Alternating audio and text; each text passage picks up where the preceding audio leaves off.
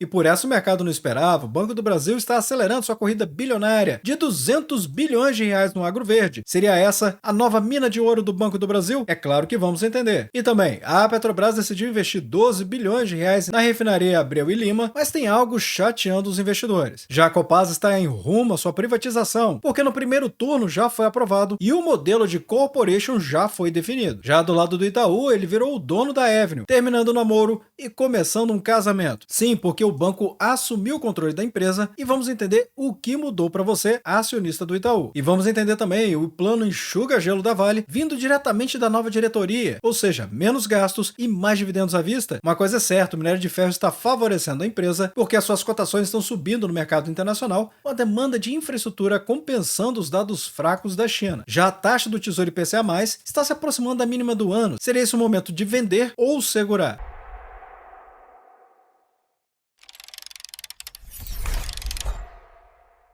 Olá, amigos do Ativo Virtual, aqui é o Alex. Então vamos começar com essa matéria de altíssimo impacto a respeito do Banco do Brasil, claro. Não é porque o banco está com uma lucratividade menor nesse ano que significa que ele vai ficar nessa situação pro resto da vida, não é mesmo? Afinal de contas, quem acompanha o Ativo Virtual já sabe, o Banco do Brasil é o rei do agro. Mas o mercado global mudou e hoje não basta apenas financiar a soja, é preciso financiar a soja que não desmata. E para você que pensou bobagem, para depois disso que eu expliquei, amigo investidor, é melhor você repensar isso, porque o dinheiro dos grandes fundos internacionais está correndo atrás da sigla ESG, ou no português ASG, que é Ambiental, Social e Governança. Eu tenho falado isso amplamente aqui no Ativo Virtual ao longo do ano de 2025 inteiro. E quem não se adapta, adivinha só, fica sem capital barato. E é nesse aspecto que o Banco do Brasil decidiu liderar essa corrida. Já vimos recentemente que o Bradesco pulou na frente e quer ser a certificadora. Tem vídeo aqui no canal falando sobre isso, então não vou entrar em muitos detalhes. Mas é importante entender que nesta briga, o Bradesco tem sim um potencial enorme. Recomendo que assistam o vídeo. Mas no caso do Banco do Brasil, ele anunciou uma meta bem agressiva, que é chegar a uma carteira de agro sustentável de 200 bilhões de reais até o ano de 2030, sendo que já registrou 173 bilhões de reais com esse selo. Ou seja, hoje 40% do agro do Banco do Brasil segue os critérios ambientais e sociais. E o objetivo então é crescer outros 30 bilhões de reais, focando em energia renovável no campo e recuperação de áreas degradadas. Além disso, o banco revelou que captou 3 bilhões de reais em financiamentos externos durante a COP30 e captou outros 4,1 bilhões de reais através do programa do EcoInvest. E aí talvez você esteja se questionando, por que então que o ASG é importante para o meu bolso? Bem, neste caso é importante entender que é por causa do custo de captação, chamado no mercado de funding. O banco captou dinheiro lá fora para financiar esses projetos e geralmente linhas de créditos internacionais vinculadas à sustentabilidade têm juros mais baixos, na verdade, muito mais baixos do que o dinheiro comum aqui do mercado. E ao captar barato lá fora e emprestar aqui dentro, mesmo com juros de um dígito, como prometido, o banco consegue manter um spread bancário, que é a diferença entre o que ele paga lá fora e o que ele cobra aqui dentro, de uma maneira muito saudável e lucrativa principalmente, ou seja, ganhar no volume com um risco bem menor. Além disso, o crédito sustentável tende a ter menor inadimplência. O produtor que investe com tecnologia e recuperação de solo costuma ser mais resiliente a crises climáticas do que aquele que opera de forma precária. E o Banco do Brasil sabe disso e ele está blindando a sua carteira, até porque 2025 foi muito complicado para o banco por conta dos efeitos de 2024, final de 2024 para ser mais exato. E o risco aqui acaba sendo a macroeconomia, especialmente a taxa Selic. Afinal, o banco promete operar com juros de um dígito, ou seja, abaixo de 10%, nessas linhas verdes. E com a Selic nos 15% ou até mesmo acima de 13%, essa conta só fecha se o subsídio do governo ou o dinheiro externo continuarem fluindo. Se o custo do dinheiro subir e o banco estiver preso a contratos de juros mais baixos, a margem de lucro pode ficar espremida. E aí o desafio é equilibrar essa bondade que o Banco do Brasil está oferecendo nos juros com rentabilidade que o acionista costuma exigir do Banco do Brasil. Na minha visão, essa notícia é excelente para o Banco do Brasil, mas preocupante sobre esse ponto de vista do ajuste da taxa de juros. Então, nesse momento, ela é excelente e precisamos revisar à medida que os trimestres forem acontecendo e a macroeconomia responda, e aqui no Brasil também. E se realmente a taxa de juros do Brasil baixar, pode sim ficar bem interessante para o Banco do Brasil. BBAS3, nessa cotação dos R$ 22,26, ainda desvaloriza 4,39% nos últimos 12 meses. O PL é barato, de uma maneira geral, para um banco do porte do Banco do Brasil, ainda com esses lucros, mas é importante importante lembrar, como é um banco do governo, então esse PL aqui é considerado caro. Lembrando que o benchmark de mercado é um PL de até 15 vezes para boas empresas com bons fundamentos e aqui no Brasil entre 10 e 12 vezes para os mais conservadores. Mas no caso do Banco do Brasil, esse múltiplo aqui está bem acima da média histórica, inclusive, do banco. Ele que já foi o banco mais barato do Brasil, entre os grandes bancos, sem dúvida nenhuma, agora chega a ficar acima da média do segmento, de 8,29. O PVP não deixa dúvida não. O Banco do Brasil está 29% abaixo do seu valor patrimonial e o dividend yield de 6%. Mas calma lá, que não é o fim do mundo para o Banco do Brasil, e se você ainda tem dúvidas a respeito do banco, recomendo muito que você assista a esse vídeo aqui do Fique Preparado, que é o quadro do Ativo Virtual, que eu faço o raio-x das companhias, trazendo perspectivas, projeções, preço-teto e muito mais. Então sempre que você ver aqui no canal, fique preparado, você já sabe do que se trata. Acaba sendo um vídeo muito completo, de mais de 20 minutos, falando apenas sobre a empresa, servindo assim como um mini curso com tudo que o pequeno investidor precisa saber antes de investir. Atualmente, o Banco do Brasil ainda por cima está oferecendo excelentes prêmios e não só dividendo sintético. Aqui no grupo VIP de opções, compartilhamos que estamos comprando o Banco do Brasil, ou melhor, manifestando a intenção de compra das ações BBAS3 e recebendo entre 36 centavos e 45 centavos por ação. Isso mesmo. Se a compra for executada, nós recebemos esse prêmio aqui e ainda ficamos com a quantidade de ações BBAS3 que desejamos. Caso contrário, ficamos apenas com o dinheiro. É como se fosse também um dividendo aqui, só que com a intenção de compra. Existem várias técnicas para fazer dinheiro na bolsa de valores, basta conhecê-las. E agora é um momento de certa polêmica a respeito da Petrobras, por vários sentidos, e eu vou explicar cada um deles. Mas inicialmente, porque esta matéria em particular ela toca em um dos pontos mais sensíveis da história recente da Petrobras, que é a refinaria Abreu e Lima. E para o investidor, é hora de separar o passado polêmico do potencial de lucro futuro. E aqui estão 12 bilhões de reais na mesa, trazendo o retorno da polêmica de Abreu e Lima, o que poderia ser lucro ou prejuízo. É isso que vamos entender. Então, falar da RNEST, ou a refinaria Abreu e Lima, é mexer em feridas antigas, é verdade. Essa obra começou em 2005 e foi um dos epicentros das investigações da Lava Jato, sendo paralisada em 2015, com custos explosivos e corrupção também. Durante anos, ela operou pela metade, mas agora, com o novo plano estratégico da Petrobras para os próximos 5 anos, ou seja, de 2026 até 2030, a Petrobras decidiu terminar o que começou. A verdade é que o evento contou até mesmo com a participação do presidente Lula, lançando oficialmente as obras de expansão da refinaria em Pernambuco. O cheque ali de 12 bilhões de reais foi realmente gordo. O objetivo é construir o segundo trem de refino, mas eu vou explicar. Uma refinaria é dividida em trens, que são linhas independentes de produção, e hoje só tem um trem funcionando. Com o trem 2, a capacidade vai dobrar, chegando a 260 mil barris por dia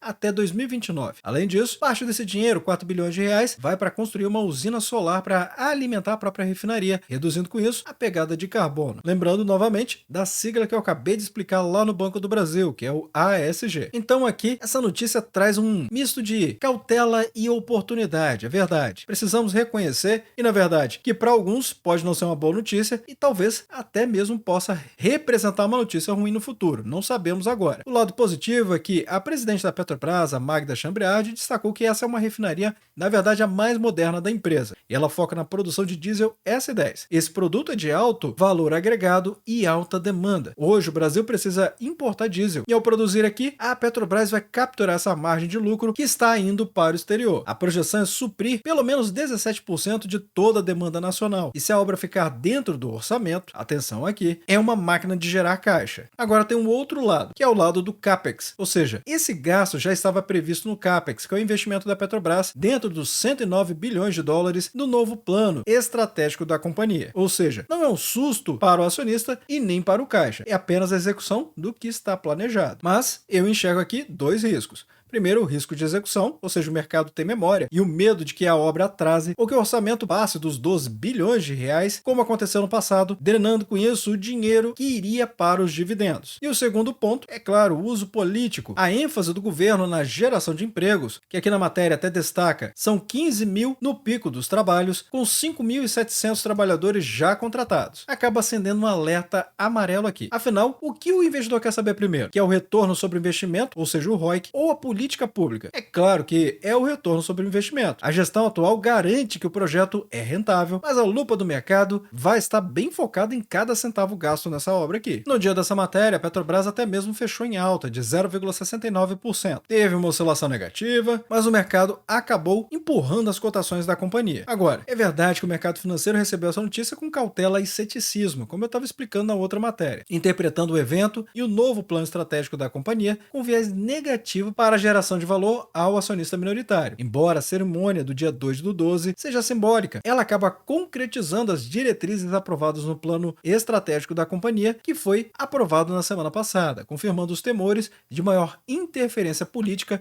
e menor retorno em dividendos. Afinal de contas, de fato, teve redução de dividendos e o fim dos dividendos extraordinários, que afinal as cotações caíram mais forte devido a esse elemento principal de descontentamento do mercado, e não a obra em si, mas o impacto financeiro do novo plano estratégico acaba englobando tudo isso. A Petrobras acabou reduzindo as projeções de dividendos ordinários para a faixa de 45 a 50 bilhões de dólares para os próximos 5 anos. Atualmente, a Petrobras compete a R4 nessa cotação dos R$ 31,79, está desvalorizando 5,37% nos últimos 12 meses. PL muito barato, 5,33%, e o PVP mostra que a empresa está 2% abaixo do valor patrimonial, entregando um excelente dividendo ainda de 16,23%. Mas lembrando, deve diminuir porque a empresa decidiu não pagar mais os extraordinários. E quem vem acompanhando o ativo virtual desde o início do ano, pelo menos, sabe que eu venho trazendo matérias aqui sobre a alta direção da companhia manifestando o interesse de reduzir o pagamento de dividendos. Agora vamos falar da Copasa. Afinal de contas, já há meses estamos acompanhando esse chove no molho da privatização da Copasa em Minas Gerais. Diferente da Sabesp em São Paulo, que avançou rápido, em Minas a resistência política era grande. O governador Romeu Zema precisava destravar isso na Assembleia Legislativa para cumprir sua promessa de campanha e modernizar a empresa. Mas agora ele recebeu o sinal verde e a empresa deve adotar um modelo de corporation, sem acionista controlador definido, segundo o próprio comunicado da companhia para a imprensa. Mas é claro que eu vou explicar o que é uma corporation. É uma empresa sem um dono definido, ou seja, um controlador, quem tem mais de 50% das ações, ou pelo menos uma entidade, seja uma pessoa física ou jurídica, com mais de 50%. O Estado de Minas Gerais vai vender as ações até diluir sua participação, deixando de mandar na empresa diretamente. E o controle passa a ser pulverizado no mercado, como acontece, por exemplo, com a Eletrobras e a própria Sabesp. Elas foram privatizadas dessa forma. A gestão passa a ser técnica, focada em resultados e não política. E para conseguir aprovar, houve uma concessão. O texto inclui a garantia de estabilidade de emprego por 18 meses para os atuais funcionários através da privatização. Eu, particularmente, achei um termo bem aceitável. E vocês, deixem aí nos comentários. O ponto é que, sobre o ponto de vista dos acionistas da Copasa, essa notícia aqui é excelente, mas resta saber se vai ser uma boa notícia também para quem depende do serviço da Copasa. E aqui precisamos falar sobre o impacto no mercado. A reação foi imediata e positiva. As ações subiram 1,38% dentro do dia. E precisamos entender por que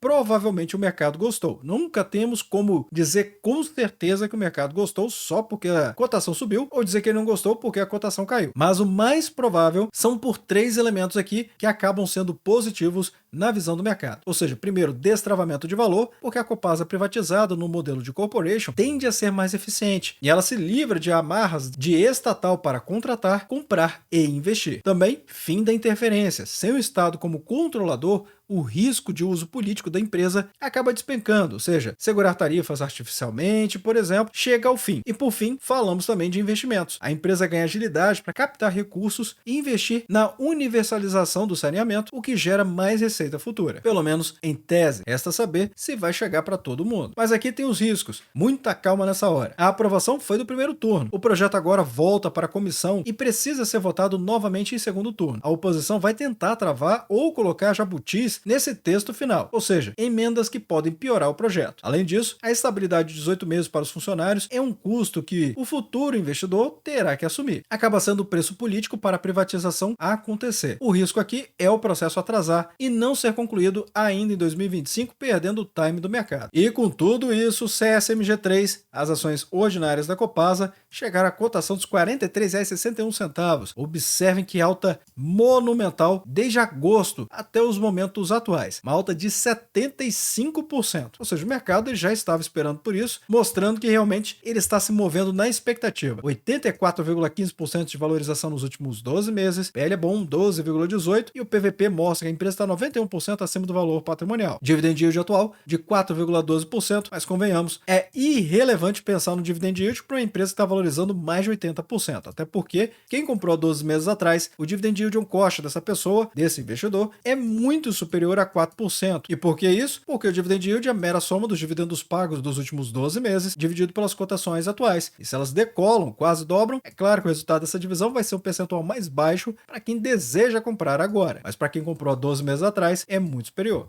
Vamos falar agora do Itaú, que assumiu o controle da Avenue e agora tem 50,1% do capital. Inclusive, o Itaú já protocolou no CAD, que é o Conselho Administrativo de Defesa Econômica, ou seja, o órgão que fiscaliza se a empresa não está ficando poderosa demais, e esse pedido foi feito para assumir o controle acionário da Avenue. Um fato é que o Itaú, sim, ele está ficando gigante. Aliás, ele já é um gigante do nosso mercado. Na prática, o banco vai adquirir mais 15,1% da empresa, chegando aos 50,1% do capital total votante. E isso significa que o Itaú agora manda na casa. Para o acionista, isso é excelente. O banco está blindando sua carteira de clientes e hoje o investidor sofisticado exige ter parte do patrimônio em dólar. Se o Itaú não oferecesse isso de forma integrada, ele perderia esse cliente para a XP, para o Inter, para a Nomad e outras empresas. E ao controlar a Avenue, o Itaú acaba internalizando esse cliente e essa receita também e oferece uma plataforma global completa para o seu cliente. Além disso, o preço pago por essa fatia adicional foi baseado em um múltiplo de receita ajustada. O que isso significa? Que o Itaú não pagou um valor fixo chutado, mas sim um valor proporcional ao quanto a Avenue cresceu e faturou durante esse período. Quais são os riscos? O risco aqui é financeiro, ou seja, o valor é pequeno para o tamanho do Itaú, mas sim de execução e cultura. A Avenue cresceu por ser ágil, digital e sem burocracia, que é o perfil de uma startup. E o Itaú é um gigante sólido, mas com processos mais lentos. O Banco Itaú, sem dúvida nenhuma, é espaçonave aqui do nosso mercado da Bolsa de Valores. O mamute, o maior banco privado do nosso país e, de uma maneira geral, o maior banco também. Tanto na carteira de crédito, na lucratividade e batendo recorde praticamente todos os trimestres de lucros e receitas. Nessa cotação dos R$ 38,68, valoriza absurdos quase 65% nos últimos 12 meses, ainda consegue ser barato, 9,35% no PL e um PVP de 90% acima do valor patrimonial, com dividend yield de 7,39% por enquanto. Afinal, já trouxe aqui no canal esse pagamento multibilionário que o banco vai fazer e que vai passar facilmente dos 2 dígitos, surpreendendo muita gente que não está prestando atenção no banco. Já no dia 19/12 vai pagar R$ 1,86 e depois até abril mais 36 centavos, praticamente 37 centavos por ação. Sem falar todo o dividendo sintético que o Itaú proporciona para quem tem interesse de aprender como investir e multiplicar a sua bola de neve dos juros compostos.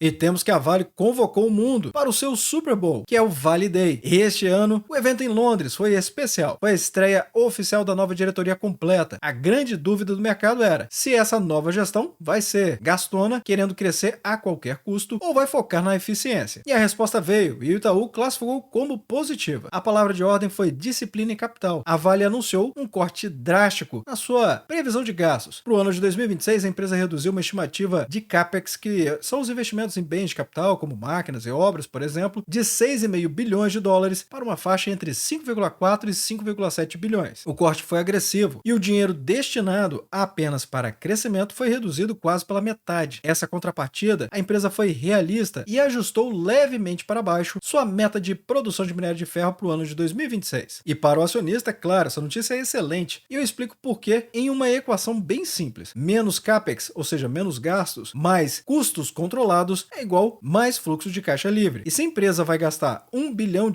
a menos em obras do que o previsto, esse dinheiro vai sobrar no caixa, claro. E caixa sobrando em empresa madura geralmente vira dividendos ou recompra de ações. E o Itaú BBA também destacou um ouro escondido, é a divisão de metais básicos da companhia. E aqui estou falando de cobre e níquel. A Vale manteve as metas de produção, mas projetou custos muito menores do que o esperado para extrair esses metais. Produzir barato significa margem de lucro maior na ponta de produção da companhia. Mas é claro, nem tudo são flores e precisamos falar dos riscos também. O mercado observou que o custo C1, ou seja, o custo básico para tirar o minério da mina e colocar no porto, projetado para o ano de 2026, veio um pouco acima do que o banco esperava. Isso mostra que a inflação de custos custos de mineração é real e difícil de combater. A vantagem realmente é que o minério de ferro ele vem subindo forte no mercado internacional, compensando a demanda de infraestrutura com dados mais fracos na China. Recentemente, em Singapura, subiu 0,17%, mas já veio de semanas de altas consecutivas. E não tem dúvida, Vale é excelente para fazer dividendos sintéticos, compra com prêmio, enfim, é o meu ativo favorito, todo mundo já sabe. Nessa cotação de R$ 67,92, valoriza 25,5% nos últimos 12 meses, PL ainda barato de 10,27% e PVP mostrando que a empresa está 42% acima do valor patrimonial. Dividend yield atual de 6,71%, mas atenção, também trouxe aqui no canal o pagamento bilionário que a empresa vai fazer, na verdade multibilionário, de mais de 23 bilhões de dividendos e JCP. Datacom chegando agora em dezembro, com um dividend yield apenas desta Datacom aqui, passando de 5,30%. Ou seja, seguramente também vai bater os 2 dígitos, vai chamar muita atenção do mercado e que, aliás, as cotações não param de subir desde agosto, 26,69%. E agora uma notícia rápida a respeito do Tesouro Direto. Os títulos prefixados e atrelados à inflação, que é IPCA+, estão operando em queda. O prefixado em 2085 caiu de 13,36% para 13,32%. Já o pós-fixado e indexado à inflação, 2035 caiu para 7,27% mais o IPCA. Isso acontece mesmo com os títulos americanos, Treasuries, subindo lá fora. E por quê? Porque aqui dentro saiu um dado econômico importante. A produção industrial veio fraca, alta apenas de 0,1%, ou seja, estabilidade, mostrando que a economia não está tão aquecida quanto se pensava. E a economia mais fria é igual a menos pressão de inflação, igual menos juros futuros. Mas aqui está o pulo do gato para o seu bolso. Quando a taxa do título cai, o preço dele sobe. E se você comprou o IPCA mais 2040, na semana passada, por exemplo, com taxa de 7%, e hoje ele está pagando 6,91%, o seu título valorizou na marcação a mercado. Isso significa que você está ganhando dinheiro na tela da corretora e você pode sim terminar o seu contrato antecipadamente para aproveitar esse lucro. Mas só se você tiver com lucro, é claro. Para quem quer especular, vender antes do vencimento pode significar lucro imediato, aproveitando esse movimento de queda de taxas. Mas vou deixar nos comentários abaixo o que vocês acharam de todas essas notícias, matérias e fatos relevantes. E desde já, agradeço o like e também por compartilhar os conteúdos do Ativo Virtual. Bem, obrigado pela sua companhia neste vídeo. Eu sou o Alex e este é o canal Ativo Virtual. Aproveito o momento para agradecer os membros do canal que ajudam a levar essas análises para toda a nossa comunidade.